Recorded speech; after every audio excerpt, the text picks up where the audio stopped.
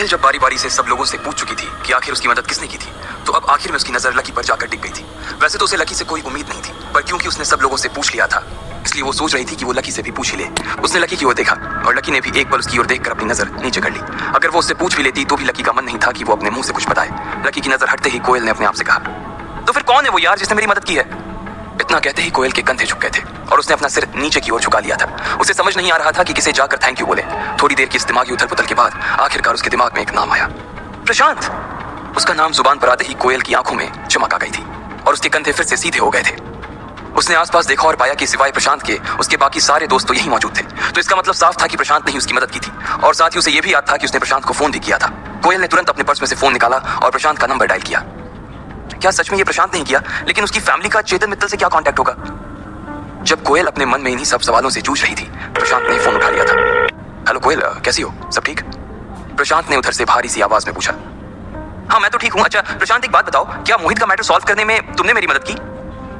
कोयल ने सीधा सवाल किया और अपनी टेबल पर बैठे हुए लोगों को देखने लगी। देखो, जब तुमने मुझे फोन किया था तो मैंने अपने पापा को फोन किया था। मेरे पापा को पूरा केस बताया तो पापा ने बोला कि वो और चेतन मित्तल एक ही क्लास में पढ़ते थे और अब वो ट्रेड यूनियन के प्रेसिडेंट हो गए थे, तो वो इनसे बात करके देख सकते थे। लेकिन उसके बाद मेरी पापा से इस बारे में कोई बात नहीं हुई है, प्रशांत ने कहा। उसे लग रहा था कि कोयल उसे दोबारा फोन नहीं करेगी, लेकिन अब उसका फोन आ गया तो उसे अंदर ही अंदर थोड़ी सी शर्म आ रही थी कि उसने कोयल के मैटर में अपने पिता से बात नहीं की थी। नहीं, उसकी कोई जरूरत नहीं है, मैटर तो सॉल्व हो गया ना, कोयल ने चहकते हुए कहा और आगे बोली। और मुझे पता है कि ये हुआ भी किसकी वजह से। प्रशांत, अगर तुम नहीं होते ना तो ये कभी नहीं हो पाता। मेरे पापा मुझे बता रहे थे कि कोई चेतन मित्तल जी से मिलने के लिए गया था, वो और कोई नहीं बल्कि तुम्हारे ही पापा होंगे। इसलिए thank you Prashant, thank you so much, Koyal ने कहा। मैटर सॉल्व हो गया हो तो इससे बड़ी और क्या बात हो सकती है, और इसमें तुम्हें मुझे भी थैंक यू बोलने की कोई जरूरत नहीं है, मैंने तो ऐसा कुछ किया भी नहीं है, प्रशांत ने कहा। अरे कैसे नहीं किया? जो भी किया तुमने ही तो किया। तुम खुद भी ये बात अच्छे से जानते हो कि लायन ग्रुप कितना पावरफुल ग्रुप है। अब अगर वो खुद मेरे पापा से माफी मांगने के लिए आगे आए हैं तो इसका मतलब चेतन मित्तल कोई बहुत बड़े आदमी होंगे। जब वो खुद चेतन मित्तल के सामने नहीं टिक सकते तो मेरे पापा और हमारी छोटी सी कंपनी की क्या बिसात है? इसलिए तुम्हें तो थैंक यू बोलना बनता है, कोयल ने कहा। अचानक से उसकी आंखों में वो डर फिर से उभर आया था जो दोपहर में उसे महसूस हो रहा था। अगर प्रशांत नहीं होता तो मोहित और उसके पिता ना जाने कोयल के साथ क्या कर बैठते। इसलिए वो प्रशांत और उसके पापा का दिल से शुक्रिया कह रही थी। उसकी आंखें फोन पर बात करते करते भर आई थी। अरे ऐसा कुछ नहीं है, तुम ऐसा मत सोचा करो, प्रशांत ने उधर से मुस्कुराते हुए कहा। एक काम करो ना प्रशांत, तुम सीधे यूनिवर्सिटी के पास काके पर आ जाओ। यहाँ हम सारे दोस्त बैठे हुए हैं, तुम आओ तो मैं तुम्हें पर्सनली थैंक यू भी बोल दूंगी और साथ ही तुम्हें एक बढ़िया सी ट्रीट भी दूंगी, कोयल ने कहा। अच्छा ऐसी बात है, चलो ठीक है, मैं थोड़ी देर में आता हूँ। प्रशांत ने भी उसकी ऑफर पर हाँ कर दी और उसकी हाँ सुनते ही कोयल का मन और ज्यादा खुश हो गया था। उसकी मुस्कान उसके चेहरे पर ऐसी चिपक गई थी जैसे मधुमक्खी अपने छत्ते से चिपक जाती है। इधर फोन रखने के बाद प्रशांत भी अपने आप को शीशे में निहार रहा था। कोयल की बात सुनकर उसकी छाती चौड़ी हो गई थी। लायन ग्रुप को मात देना इतने छोटे से लड़के के लिए एक बहुत बड़ी बात थी और वो जानता था कि वो इस किस्से को सुनाकर अपने दोस्तों से कितनी वाहवाही लूट सकता था। ढेर सारी लड़कियां उस पर मर सकती थी और उसके दुश्मन उससे नजर मिलाने की भी हिम्मत खो देने वाले थे। इधर जब कोयल के मुंह से बाकी के लोगों ने चेतन मित्तल का नाम सुना तो उनकी आंखें खुली की खुली ही रह गई। उन्हें एक बहुत बड़ा झटका लगा था। वो प्रशांत को जानते तो नहीं थे, लेकिन वो समझ गए थे कि अगर उसके पिता की दोस्ती चेतन मित्तल के साथ थी तो वो कोई बहुत बड़े ही आदमी थे। कोयल का कोई इतना अच्छा दोस्त भी था, इस बात की जानकारी ज्यादा लोगों को नहीं थी और जैसे ही उन्हें उसके बारे में पता चला उनका कोयल से जल जाना लाजमी था। उधर प्रशांत भी उसके दोस्तों के चेहरे देखने को बेताब था। उसने गहरे नीले रंग की शर्ट और हल्के नीले रंग की जीन्स पहन ली थी। उसके नीचे उसने अपने पसंदीदा लेदर के जूते पहने और फिर एक बढ़िया सा परफ्यूम लगाकर घर से बाहर आ गया था। अपनी बुलेट पर बैठने के लगभग 20 मिनट बाद ही वो यूनिवर्सिटी के पास काके पर पहुंच गया था। जैसे ही वो नीचे उतरा तो कोयल ने उसकी ओर जोर से हाथ हिलाया और वो अपनी जगह पर से खड़ी हो गई। उधर प्रशांत ने भी कोयल की ओर देखकर हाथ हिलाया और फिर उसके आसपास बैठे लोगों के चेहरे देखने लगा। उनकी आंखों में उसके लिए जलन साफ नजर आ रही थी। उन लोगों को ऐसे सुलगता हुआ देखकर उसे भी और सुकून मिल रहा था। वो भी इसी यूनिवर्सिटी में पढ़ता था, लेकिन उसका कॉलेज दूसरा था। प्रशांत की लंबाई लगभग 6 फीट की थी। उसका बदन हल्का सा भरा हुआ और उसके बाल थोड़े बिखरे हुए थे। उसके चेहरे पर गर्मी की वजह से हल्का सा पसीना जम गया था। प्रशांत, कोयल जितनी खुशी के साथ हो सकती थी उतनी खुशी के साथ बोली और फिर उसके गले लग गई। इसके बाद उसने प्रशांत का हाथ पकड़ा और कहा, सबसे पहले तो तुम्हारा बहुत बहुत बहुत बहुत बहुत शुक्रिया कि तुम इतने मुश्किल टाइम में ना सिर्फ मेरे साथ खड़े रहे बल्कि मुझे सेफली बाहर भी निकाला। मैं सच बता रही हूँ कि ना तो मैं और ना ही मेरे पापा कभी इस चीज को अपनी लाइफ में भूलेंगे। And trust me, we are there for you. जब भी तुम्हें जरूरत लगे तुम्हारी फ्रेंड तुमसे सिर्फ एक फोन कॉल की दूरी पर है, कोयल ने कहा और उसके हाथ को अपने हाथों में हल्के से दबा दिया। लकी ने यह दृश्य देखा तो उसके चेहरे पर मुस्कान तैर गई। उसे इस विडंबना पर हंसी आ रही थी, लेकिन वो जानता था कि उसकी हंसी बहुत से लोगों के दिल पर छुरी का काम कर सकती थी। इसलिए वो चुप रहा और अपनी प्लेट पर ध्यान देने लगा। उधर जैसे ही कोयल ने प्रशांत का हाथ दबाया तो प्रशांत उसके हाथ की तरफ देखने लगा। अब की बार उसने कोयल का हाथ थमा और चमकती हुई आंखों से उसकी ओर देखने लगा। उसकी आंखें कोयल की आंखों पर से हटने का नाम ही नहीं ले रही थी। उसने मुस्कुराते हुए कहा, कोयल बस करो, और कितनी थैंक यू बोलोगी? मेरे लिए ये सब करना कोई बड़ी बात नहीं थी और फिर जब तुम्हारी बात थी तो मैं अपनी जान पर भी खेलने के लिए रेडी था। कोयल को उसकी इस बात पर शर्म आ गई। वो थोड़ा सा हंसी और फिर शर्मा कर नीचे की ओर देखने लगी। इसके बाद वो और एक बार प्रशांत से गले मिली और उसे अपने साथ टेबल पर ले गई। जैसे ही सबने प्रशांत को टेबल की ओर आते हुए देखा तो ना चाहते हुए भी सब अपनी अपनी जगह पर से खड़े हो गए। प्रशांत का औरा ही ऐसा था कि वो लोग अपने आप को रोक नहीं पाए। सब लोगों ने अपने कांटे और चम्मच छोड़ दी सिवाय लकी के। उसने प्रशांत की ओर बस एक बार देखा, थोड़ा सा मुस्कुराया और फिर अपनी प्लेट की ओर देखने लगा। अमित और गर्वित उसे खड़े होने का इशारा भी कर रहे थे, लेकिन वो खड़ा नहीं हुआ। कोयल को पहले ही लकी के ऊपर बहुत गुस्सा आ रहा था और जब उसने ऐसी हरकत की तब तो वो उसके ऊपर फटने के लिए तैयार हो गई थी, लेकिन फिर उसने एक गहरी सी सांस ली और अपने आप को शांत कर लिया। वो प्रशांत के सामने अपना वैसा रूप दिखाकर अपना इंप्रेशन खराब नहीं करना चाहती थी। अरे आप सब मुझे देखकर खड़े क्यों हो गए? मैं यूनिवर्सिटी का कोई प्रेसिडेंट थोड़ी हूँ, आप लोग बैठ सकते हैं प्लीज। प्रशांत ने भी मिलती हुई इज्जत के सामने कुछ ज्यादा ही बड़प्पन दिखाते हुए कहा। लकी को मन ही मन हंसी आ रही थी। एक तरफ तो वो था जिसे अपने हिस्से की इज्जत नहीं मिल रही थी और दूसरी तरफ ये था जो दूसरे की शादी में खुद दुल्हा बनकर घूम रहा था। जैसे ही प्रशांत ने ये कहा सभी लोग बैठ गए। उसकी बात सुनकर ही लोगों को ऐसा लग रहा था कि वो सच में कोई बहुत बड़ा आदमी था। आओ तुम मेरे साथ बैठो। कोयल ने फिर से प्रशांत का हाथ पकड़ने का एक बहाना ढूंढते हुए कहा और उसे अपने साथ अपने स्टूल पर ले गई। वैसे तो वो स्टूल दो लोगों के हिसाब से ही बना था, लेकिन क्योंकि प्रशांत काफी हट्टा कट्टा और बड़े से डील डोले वाला आदमी था, इसलिए उसे एक स्टूल पर सिर्फ वही बैठ सकता था। अब उसके बैठ जाने के बाद कोयल के लिए जगह नहीं बची थी। अरे बाकी लोग थोड़ा थोड़ा सरको, रोशनी ने कहा और सब लोग थोड़ी थोड़ी जगह भी बनाने लगे। सब लोग पहले ही काफी चिपक कर बैठे हुए थे, इसलिए उनके खिसकने का कोई फायदा नहीं हुआ था। अब कोयल और प्रशांत को काफी फंसा हुआ महसूस हो रहा था। इसी बीच लकी चुपचाप अपना खाना खा रहा था। जैसे ही कोयल ने उसे देखा तुरंत उसके दिमाग में एक ख्याल आया। वो लकी का शिकार करने के लिए तैयार हो गई थी और इसलिए उसने लकी की ओर देखते हुए कहा, लकी। जैसे ही लकी ने कोयल के मुंह से अपना नाम सुना वो समझ गया था कि क्या आने वाला था। उसने जैसे ही अपनी नजर उठाई तो उसने देखा कि कोयल उसे घिन भरी नजरों से देख रही थी। उसकी आंखों को देखकर लकी ने पहले ही अपना कांटा रोक लिया था। वो कोयल का मुंह खुलने का इंतजार कर रहा था। इधर अमित और रोशनी भी एक दूसरे की ओर देख रहे थे और इससे पहले कि रोशनी कोयल से कुछ कह पाती, कोयल ने लकी से कहा, लकी मेरे हिसाब से तुम फ्री हो गए हो ना? वैसे भी तुम इनवाइटेड तो थे नहीं और उसके बाद भी तुम काफी कुछ खा चुके हो। फिर भी तुम्हें अगर भूख लग रही हो तो तुम्हारे लिए कुछ मैं पैक करवा देती हूँ। तुम अपने रूम पर जाओ और वहां पर जाकर आराम से खा लो। कोयल की बातें तो बहुत कड़वी थी, लेकिन वो इतना मुस्कुरा कर ये सब कह रही थी कि लोग समझ नहीं पा रहे थे कि वो लकी की बेइज्जती कर रही थी। रोशनी और अमित को तो बहुत बुरा लग रहा था, लेकिन वो भी इन सब में कुछ नहीं कर सकते थे। बाकी लोग जो अभी तक हंस रहे थे, बोल रहे थे, वो भी लकी को देखकर खामोश हो गए थे। कोयल की ऐसी बात सुनकर लकी का चेहरा उतर गया। उसे लग रहा था कि उसके दिल में किसी ने छुरा घोंप दिया था। उसे इस बात पर पछतावा हो रहा था कि आखिर उसने इस लड़की की मदद की ही क्यों थी। वो चाहता तो अभी 1 मिनट के अंदर इस पूरे खेल को सिर्फ एक चाल से पलट सकता था, लेकिन वो बाकी लोगों की तरह शो ऑफ नहीं करना चाहता था। कोयल ने वो दिन नहीं देखे थे जिन्हें लकी अभी जी करा रहा था, इसलिए कुछ पलों के गुस्सों के बाद उसके चेहरे पर मुस्कान आ गई थी। उसने अपना सिर हाँ में हिलाया और अपना कांटा प्लेट में रखकर टिश्यू से अपना हाथ पोंछकर वहां से उठकर बाहर जाने लगा। लकी के लिए ये किसी जहर के घूंट से कम नहीं था। भले ही कोयल उसकी कुछ लगती नहीं थी, लेकिन उसकी बोली गई बातें उसके दिल में अभी भी चुभ रही थी। लेकिन इसमें गलती कोयल की भी नहीं है। जो दिखता है वही बिकता है। आदमी की वैल्यू नहीं है, उसके कपड़ों की वैल्यू है। लकी को अपने परिवार के बड़े लोगों की कही एक एक बात याद आ रही थी और उन्हीं की कहे के हिसाब से वो इतना रईस होने के बाद भी इतनी सादगी का जीवन बिता रहा था। लकी रात के अंधेरे भरे आसमान को देखता हुआ आगे बढ़ता जा रहा था। आसमान में ढेर सारे तारे थे, लेकिन उन तारों को देखकर लकी और उदास हो गया था। यूनिवर्सिटी के पास की चौपाटी से होते हुए जब लकी गुजर रहा था तो उसने देखा कि ढेर सारे लड़के और लड़कियां वहां पर खा पी रहे थे और मजे कर रहे थे। रात के अंधेरे में भी वो गली जगमगा रही थी। थोड़ी ही दूर पर उस पानी पूरी वाले का ठेला भी खड़ा था, जहां से अक्सर लकी और डिंपल पानी पूरी खाया करते थे। लकी ने जब उसे देखा तो उसका मन और भी उदास हो गया। वहां पर एक लड़का अपनी गर्लफ्रेंड को अपने हाथ से पानी पूरी खिला रहा था। लकी ने उन दोनों को देखा तो उसे अपनी और डिंपल की याद आ गई। वो भी उसी जगह पर उसी तरह से खड़ा होकर डिंपल को पानी पूरी खिलाया करता था। उस ठेले को देखकर उसका दिल भारी हो गया था। उसे भूख लग रही थी और उसने सोचा कि क्यों ना पानी पूरी ही खाई जाए। लाओ भैया एक प्लेट देना, लकी ने कहा। उसकी आवाज से वो उदासी जाने का नाम ही नहीं ले रही थी। अरे लकी भैया आज अकेले अकेले, भाभी कहाँ है? उस पानी पूरी वाले ने लकी की ओर देखकर पूछा। ये बात सुनकर लकी का मुंह और उतर गया। उसे इस बात का कोई जवाब देते ही नहीं बन रहा था। पानी पूरी वाला भी समझ गया कि उसने गलत तार छेड़ दिया था। उसने एक पूरी बनाई और लकी के दोने में रख दी। लकी ने उसे उठाया और अपने होठों तक लेकर आया ही था कि वापस रखकर प्लेट में फेंक दिया। अरे लकी भैया क्या हुआ, मच्छर गिर गया क्या? पानी पूरी वाले ने पूछा। नहीं यार ऐसी कोई बात नहीं है, बस मन नहीं है, लकी ने कहा और वहां से निकल गया। जब वो अपने कमरे की ओर जा रहा था तब अचानक से जोरदार बादल गरजने लगे थे। लकी को लग रहा था कि आज बारिश होने वाली थी, इसलिए वो भागा भागा आया और अपने कमरे में घुस गया। पलंग पर लेटकर वो अभी भी डिंपल को ही याद कर रहा था। एक बार फिर से बात करके देखूं क्या, उसने अपने आप से कहा। और इससे पहले कि वो आगे कुछ सोच पाता उसने अपना फोन निकाला और डिंपल को फोन मिलाने लगा। जैसे ही वो नंबर डायल करने वाला था तभी उसका फोन बज उठा। किसी अनजान नंबर से फोन था। लकी ने पहचानने की कोशिश की लेकिन नंबर पहचान में नहीं आ रहा था। आखिर किसका था वो फोन? कौन था जो लकी को इतनी रात को फोन कर रहा था? क्या कभी कोयल को पता लग पाएगा कि उसकी हेल्प लकी ने की थी? अब लकी ने डिंपल को फोन लगाने के लिए फोन उठाया ही था कि इतने में उसके फोन पर किसी अनजान नंबर से फोन आ रहा था। लकी ने उस नंबर को देखा लेकिन उसे याद नहीं आया कि ये किसका नंबर था। वो बिस्तर से उठा और उसने फोन उठाकर बोला, हेलो लकी पापा, मैं काशीनाथ बोल रहा हूँ, आपको डिस्टर्ब तो नहीं किया? सामने से काशीनाथ जी ने पूछा। लकी ने जैसे ही उनका नाम सुना सबसे पहले उसने कमरे का दरवाजा और खिड़कियां बंद कर दी। वो नहीं चाहता था कि उसकी और काशीनाथ जी की बातें कोई भी सुने। नहीं काशीनाथ जी कहिए क्या बात है, और ये नंबर किसका है? लकी ने फिर से अपने बिस्तर पर आकर पूछा। अरे वो मेरे ऑफिस का नंबर था, लोग रात को भी उसी पर फोन करते थे, इसलिए मैंने एक नया कार्ड खरीद लिया था। शाम होते ही उसे बंद कर देता हूँ और इसे चालू।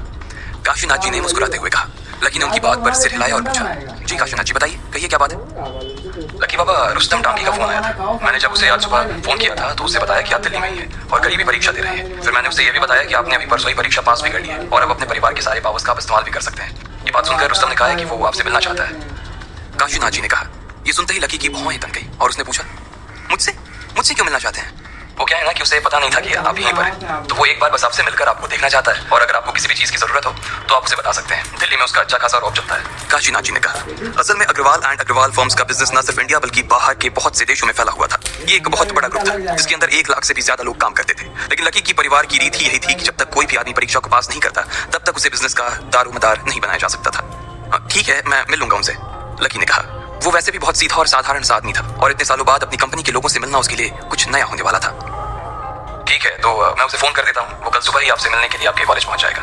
काशीनाथ जी ने कहा, नहीं आप उन्हें कॉलेज मत भेजिए, आप मुझे उनका एड्रेस दे दीजिए, मैं खुद ही उनसे मिलने के लिए चला जाऊंगा। वैसे भी यहाँ पर मिलना ठीक नहीं होगा, लकी ने कहा। वो रुस्तम डांगी को कॉलेज में बुलाकर जबरदस्ती की हवाबाजी नहीं करना चाहता था। वो जानता था कि अगर किसी ने रुस्तम के साथ उसे देख लिया तो लोग उससे सवाल पूछ पूछ कर उसका जीना दुश्वार कर देंगे और वो अभी कुछ दिन और आराम से सुकून से जीना चाहता था। एक बार यहाँ से बाहर निकलने के बाद तो उसे कंपनी के हिसाब से अपनी लाइफस्टाइल को बदलना ही था। लेकिन लकी बाबा, आप परिवार का हिस्सा है, आने वाले वक्त में आपको इसकी कमान संभालनी है। ऐसे में अगर आप उनसे मिलने के लिए जाएंगे तो ये नियमों के खिलाफ हो जाएगा ना। रुस्तम डांगी तो सिर्फ दिल्ली और उसके आसपास का ही इलाका देखता है। ऐसे में आपका उससे मिलने के लिए परेशान होना कहाँ तक ठीक है। मैं उसी को बोल देता हूँ, वो आपसे मिल लेगा। काशीनाथ जी ने फिर से जिद करते हुए कहा। वो नहीं चाहते थे कि लकी कमान संभालने से पहले ही लोगों के सामने इतना सीधा नजर आने लगे, वरना लोग उसकी परवाह करना बंद कर देते। नहीं काशीनाथ जी, मुझे लगता है कि आप कुछ ज्यादा ही सोच रहे हैं। ऐसी कोई बात नहीं है, बल्कि जब तक मैं काम नहीं संभालता तब तक तो मैं उनसे मिलने के लिए जा ही सकता हूँ। वैसे भी उनसे मिलने के बहाने मैं थोड़ा शहर भी देख लूंगा, लकी ने अपने बालों को ठीक करते हुए कहा। इतने साल इतनी गरीबी देखने के बाद अब वो समझ गया था कि सादगी से बड़ी कोई पूंजी नहीं थी। ठीक है लकी बाबा, आप अपने से बड़ी उम्र के लोगों से भी इतने प्यार से बात करते हैं, कोई भी आपका मुरीद हो जाएगा। इसलिए आप चिंता मत कीजिए, मैं रुस्तम को बोल दूंगा कि आप खुद उससे मिलने के लिए आ रहे हैं। काशीनाथ जी ने कहा। ठीक है काशीनाथ जी, लकी ने कहा और फोन काट दिया। जैसे ही उसने फोन रखा और वो खिड़कियों को खोलने के लिए बाहर जा ही रहा था, इतने में फिर से काशीनाथ जी का फोन आया। हेलो लकी बाबा, रुस्तम कह रहा था कि वो गोल्डन मेंशन होटल में कल लंच के लिए जाने वाला है, तो आप भी लंच के लिए उसके साथ जा पाएंगे या मैं जगह बदलवा दूं। काशीनाथ जी ने कहा, नहीं कोई दिक्कत नहीं है, उससे कहना कि मैं 1 बजे के आसपास वहां पहुंच जाऊंगा, लकी ने कहा। उसके बाद उसने फोन रखा और सारे खिड़की दरवाजे खोलकर अपने पलंग पर लेट गया। जैसे ही वो अपने बिस्तर पर आया, डिंपल की यादों ने फिर से उसे घेर लिया था। आज कहने को उसके पास सब कुछ था, वो डिंपल को सब कुछ दे सकता था जो वो चाहती थी, लेकिन फिर भी डिंपल उसके साथ नहीं थी।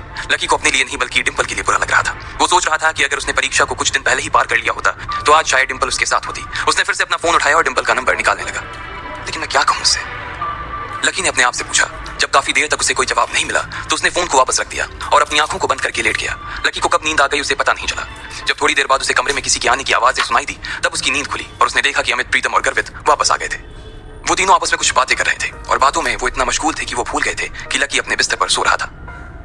यार ये प्रशांत 1 नंबर का गधा आदमी निकला यार। खाना खाने के बाद उसे गाना गाने की क्या जरूरत थी, साले ने पूरे खाने का टेस्ट ही खराब कर दिया, गर्वित ने उसके ऊपर बरसते हुए कहा।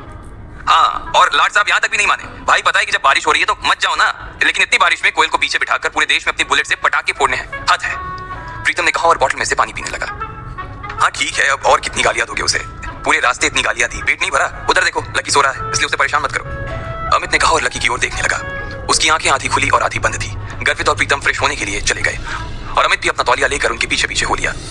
अगले दिन जब सुबह हुई तो आसमान काफी साफ नजर आ रहा था। कल की बारिश के बाद कैंपस, सड़कें और मैदान सब धुल चुके थे। जिस हिसाब से पानी भरा हुआ था उसे देखकर तो यही लग रहा था कि बारिश पूरे रात ही चली थी।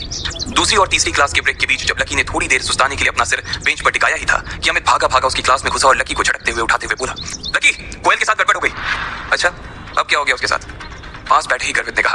प्रीतम जो कि अमित की ओर देख रहा था उसने उसके मजे लेते हुए कहा, अबे तेरा डिपार्टमेंट ना रोशनी की प्रॉब्लम झेलने का है, कोयल की नहीं। इस बात पर लकी और गर्वित भी मुस्कुरा दिए। अबे तू 2 मिनट चुप रह, अमित ने कहा और लकी की ओर देखकर बोला। भाई कोयल कल रात को बाइक से गिर गई, अमित ने कहा। हाँ तो इसमें कौन सी नई बात है, बात तो तब होती जब कोयल जी बाइक पर बैठकर कार में से गिर जाती, प्रीतम ने फिर से कोयल का मजाक उड़ाते हुए कहा। अमित ने उसे घूर कर देखा लेकिन इस बात पर तो उसे और भी ज्यादा हंसी आ गई थी। एक पल हंसने के बाद गर्वित ने पूछा, लेकिन वो गिरी कैसे? अबे यार कल रात को बहुत तेज बारिश हो रही थी, अब वो और प्रशांत जोश जोश में बाइक पर दिल्ली नापने निकल गए, बस थोड़ी देर में उनकी बाइक कहीं पर फिसली और मैडम गिर गई, अमित ने कहा। अच्छा तो फिर उसे बचाने कौन आया, चेतन मित्तल? प्रीतम ने फिर से उसके मजे लेते हुए कहा। अमित ने प्रीतम के बाल पकड़े और जोर से खींच दिया। प्रीतम चिल्लाने लगा और उसकी आवाज से बाकी की क्लास में भी हल्ला होने लगा। इसलिए अमित ने उसके बाल छोड़े और लकी की ओर देखते हुए बोला, मैं अभी मैदान के आउटर एरिया में प्रैक्टिस कर रहा था तो रोशनी का फोन आया। उसने बताया कि प्रशांत कल रात को कोयल को अपने साथ बाइक पर ले गया था और दोनों गिर पड़े, फिर कोयल को अस्पताल ले गए। गए। रोशनी और बाकी लोग भी सुबह सुबह जल्दी उससे मिलने के लिए अस्पताल पहुंच गए और उसने कहा कि हमें भी उससे मिलने के लिए आना चाहिए। अमित ने एक ही सांस में अपनी बात खत्म करते हुए कहा। प्रीतम और गर्वित एक दूसरे की शक्ल देखने लगे। कल उसने लकी के साथ जिस तरह का व्यवहार किया था और वो जिस तरह से प्रशांत के सामने बन रही थी, उसके बाद उन दोनों ने कसम खा ली थी कि वो अब कोयल की कभी शक्ल नहीं देखेंगे। लेकिन इससे पहले कि वो अमित को ना कर पाते, अमित अपनी जगह से खड़ा हुआ और उन दोनों के कंधे पर हाथ रखते हुए बोला, चलो हम लोग भी उसकी खबर लेकर आते हैं। भाई आखिर उसने हमें कल ट्रीट दी थी यार, भले ही उसकी जुबान कैसी भी हो लेकिन उसका मन अच्छा है। अमित ने कहा और अपनी नजर नीचे कर ली। उसे मालूम था कि इस बात पर उसके तीनों दोस्त उसे बहुत गालियां देने वाले थे। अच्छा चलो भाई, अब नमक खाया है तो फर्ज भी अता करना ही पड़ेगा, प्रीतम ने कहा और अपनी बेंच पर से उठ गया। गर्वित भी उसके पीछे पीछे खड़ा हो गया। तीनों बाहर निकलने को ही थे कि अमित ने लकी को देखा। वो अभी भी वहीं पर बैठा कुछ सोच रहा था। क्या हो भाई, तू नहीं आ रहा क्या? अमित ने पूछा। नहीं यार तुम लोग जाओ, मैं नहीं जाऊंगा। अगर मैं आया ना तो उसकी तबीयत मेरी शक्ल देखकर और खराब हो जाएगी, लकी ने चुटकी लेते हुए कहा। वो उसके न आने के पीछे का असली कारण उन तीनों को नहीं बताना चाहता था। अमित भी उसकी बात समझ गया था, इसलिए उसने दोबारा नहीं पूछा और प्रीतम और गर्वित को अपने साथ लेकर निकल गया। इधर जैसे ही वो लोग कॉलेज से बाहर निकले, उसके थोड़ी ही देर बाद लकी भी बाहर आ गया था। उसने कॉलेज से थोड़ी दूर जाकर अपने लिए एक टैक्सी बुलाई और सीधा होटल गोल्डन मैंशन के लिए निकल गया। जब ड्राइवर ने लकी के मुंह से होटल गोल्डन मैंशन का नाम सुना तो वो चौंक गया। जिस हिसाब से उसने कपड़े पहने थे, ड्राइवर को तो लग रहा था कि उस हिसाब से तो लकी सिर्फ वहां खाने का सपना ही देख सकता था। होटल गोल्डन मैंशन दिल्ली की सबसे बड़े होटल में से एक था। थोड़ी ही देर में उसकी टैक्सी एक बड़ी सी नीली शीशे वाली बिल्डिंग के बाहर आकर खड़ी हो गई थी। दरवाजे के बाहर गार्ड खड़े थे और ऊपर होटल गोल्डन मैंशन का नाम सुनहरे अक्षरों में लिखा हुआ था। जैसे ही लकी गाड़ी से उतरकर होटल में गया तो उसने देखा कि वहां ढेर सारी गाड़ियां खड़ी थी और वो दरवाजा जो उसे दूर से देखने में काफी छोटा लग रहा था, वो लगभग 2 मंजिलों जितना ऊंचा था। लकी उस दरवाजे की ओर बढ़ा। गार्ड ने उसे पहले ही आता देख लिया था और उसने भी उसकी नजरों को भांप लिया। उसने गेट पर अपना नाम लिया और अंदर दाखिल हो गया।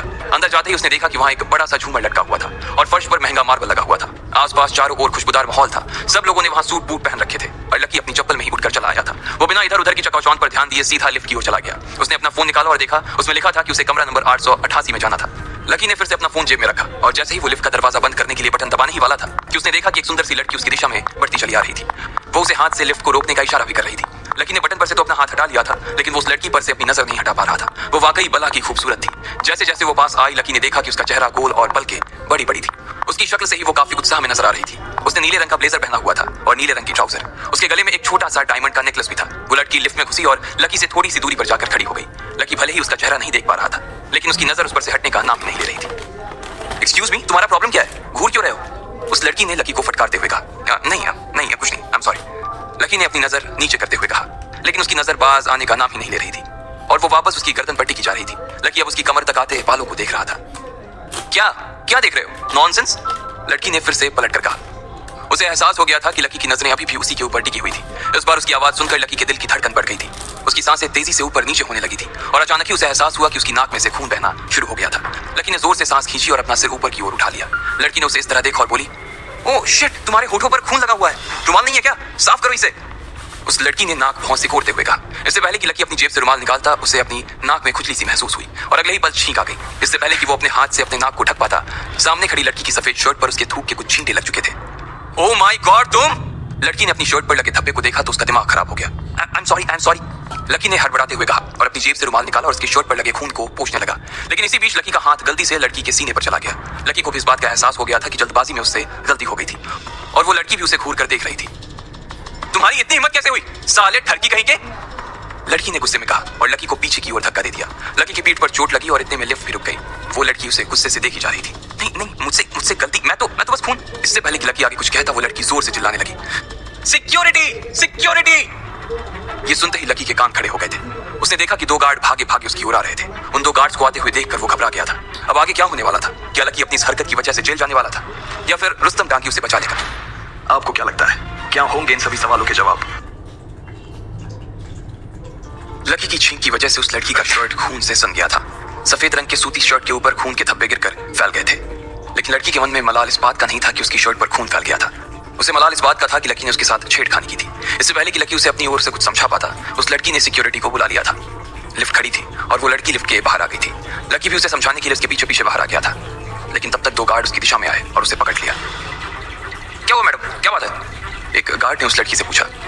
वो देख पा रहा था कि उस लड़की का शर्ट खून से सन गया था और उसके चेहरे पर घबराहट साफ नजर आ रही थी। इस आदमी ने मेरे साथ बदतमीजी की है। पहले तो इसने जानबूझकर मेरी शर्ट पर छींका, जिसकी वजह से मेरी शर्ट खराब हो गई, और फिर इसने अपने रुमाल से मेरे शर्ट को साफ करने के बहाने मेरे साथ छेड़खानी की है। जैसे ही लड़की ने अपनी बात खत्म की, उन दोनों गार्ड ने लकी को घूर कर देखा। ऊपर से नीचे तक देखने पर उन्होंने पाया कि लकी की शक्ल तो शरीफों जैसी ही थी, लेकिन उसका हुलिया इस बात की गवाही दे रहा था कि वो कितना बड़ा बदमाश था।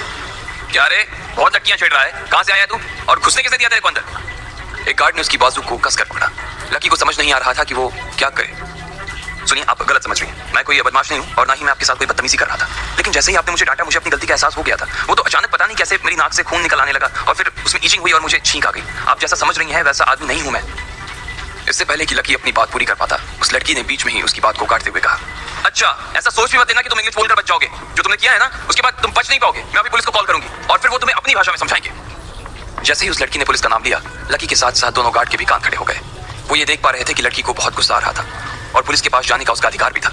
लेकिन उन्हें डर इस बात का था कि अगर वो पुलिस को बुला दी तो उनके होटल की बहुत बदनामी हो सकती थी। इसलिए गार्ड ने तुरंत मोर्चा संभाला और लकी को उसके सामने जोर से हिलाते हुए बोला, अरे मैडम, ऐसे सड़क छाप पॉकेट मार आदमी के लिए पुलिस क्यों बुलाना? हम इसे तो हम ही ठीक कर देंगे, क्यों सुरेश? पहले गार्ड ने अपने साथ वाले गार्ड को इशारा किया और उसने लकी की ओर अपना डंडा ताना ही था कि इतने में लड़की बोली, नहीं, आप लोग इसे टच भी नहीं करेंगे। आप सिर्फ इसे पकड़ कर रखिए, मैं अभी पुलिस को बुलाती हूँ, वो इससे निपटेगी। उस लड़की ने कहा और अपने पर्स में से फोन निकाला और वो फोन मिलाने ही वाली थी कि इतने में फिर से उस गार्ड ने कहा, अरे मैडम, क्यों पुलिस को परेशान कर रही हो? हमें ना, हम भी उतना ही अच्छा होते हैं जितना पुलिस होती है। दूसरे गार्ड ने कहा और फिर उसने लकी के सिर पर डंडा तान दिया। इतने में लकी चिल्लाया और बोला, नहीं, अब मैडम नहीं, मैं पुलिस को बुलाऊंगा और मामला सिर्फ पुलिस तक नहीं, कोर्ट तक जाएगा। मैं इनके ऊपर डिफेमेशन का केस करूंगा, मैं इनके ऊपर हरासमेंट का केस करूंगा और तुम दोनों में से किसी ने भी मुझे हाथ लगाया तो तुम दोनों भी अंदर जाओगे। इसे छोड़ो मुझे राइट नाउ। लकी ने चिल्लाते हुए कहा। उस जैसे आदमी से इतनी बड़ी धमकी सुन लेने के बाद तो उनके होश ही उड़ गए थे। वो दोनों घबराए हुए एक दूसरे को देख रहे थे। वहीं लकी और उस लड़की की आंखों का गुस्सा शांत होने का नाम नहीं ले रहा था। अब क्या करें? पहले गार्ड ने कहा। मैनेजर को बुला, दूसरे ने कहा।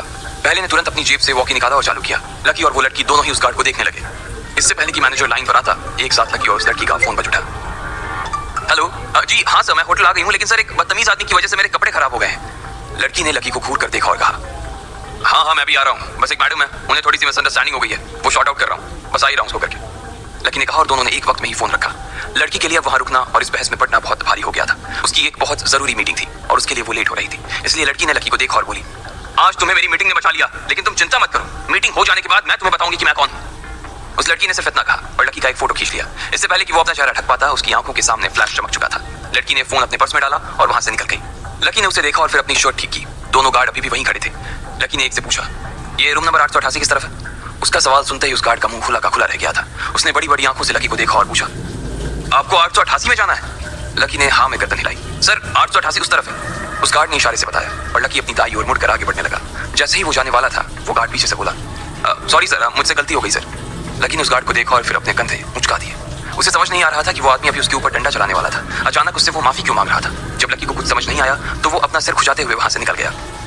इधर रूम नंबर 888 में उसके आने की तैयारियों ने जोर पकड़ रखा था। ढेर सारे लोग पहले से उसके इंतजार में वहां आकर खड़े हो गए थे। एक 50 साल का आदमी भी दरवाजे पर खड़ा था। उसने बढ़िया सा सूट पहना हुआ था और वो होटल गोल्डन मेंशन के मैनेजर से बात कर रहा था। सब तैयार है ना?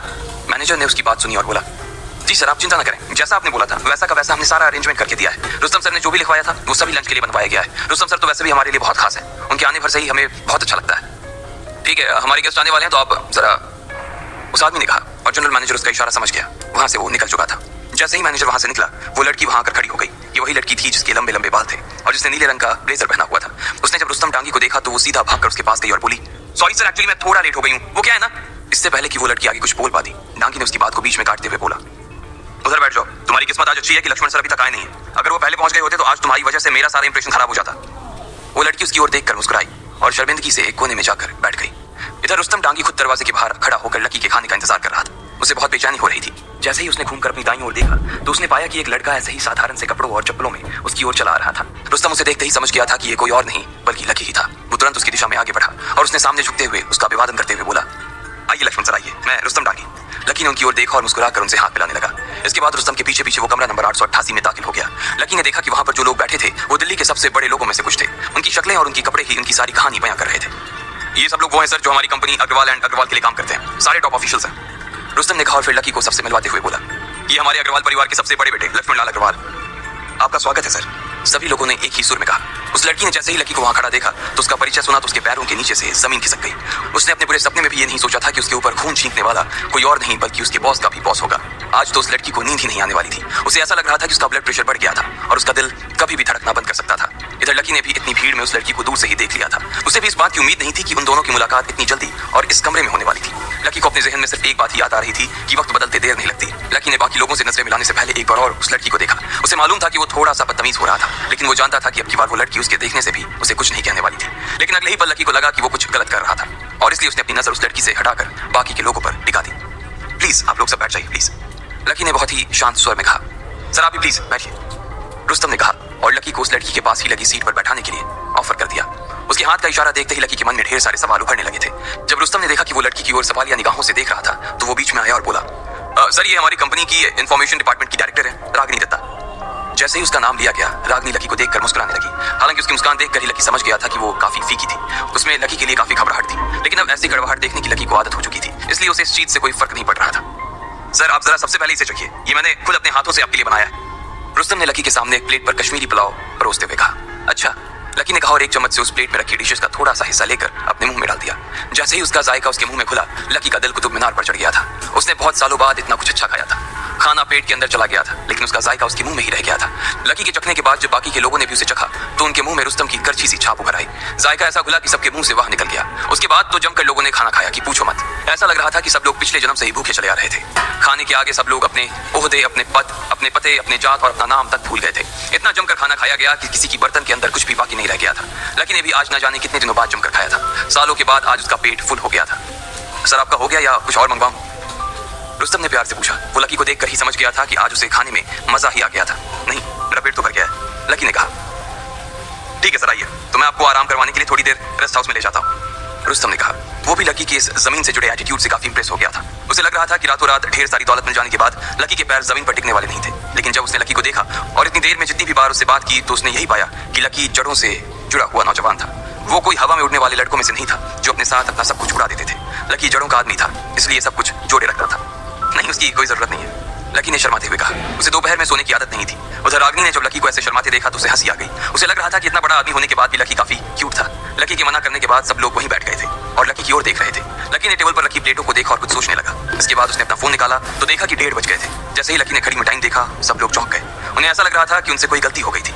तभी लकी बेचैन हो रहा था। रुस्तम को भी ऐसा ही लग रहा था और उसने तुरंत लकी से पूछा, क्या हुआ सर, कुछ दिक्कत है क्या? आपको खाना अच्छा नहीं लगा? नहीं यार ऐसी बात नहीं है, खाना तो बहुत अच्छा था, मैंने पेट भर खाया। लेकिन मैं बस आपसे ये रिक्वेस्ट करना चाह रहा था कि अगर आपके पास ये खाना और थोड़ा बचा हो तो पैक कर दीजिए, मैं इसे अपने दोस्तों को भी खिलाना चाहता हूँ, लकी ने कहा और रुस्तम की ओर देखने लगा। रुस्तम को और बाकी लोगों को समझ नहीं आ रहा था कि वो लकी की इस बात का क्या जवाब देंगे। वो सब एक पल में ही उसकी सादगी पर फिदा हो गए थे। रागिनी की भी सारी नाराजगी एक ही झटके में खत्म हो गई थी। लकी यहाँ बैठा भी अपने दोस्तों के ही बारे में सोच रहा था। इससे बड़ी बात और क्या हो सकती थी। लेकिन रुस्तम के लिए एक दिक्कत हो गई थी, खाना खत्म हो चुका था और खाना जिन खास मसालों से बना था वो भी उतने ही थे। अब आगे क्या होगा? क्या रुस्तम लकी को खाना पैक करने के लिए हाँ कर पाएगा या वो लकी को मना कर देगा?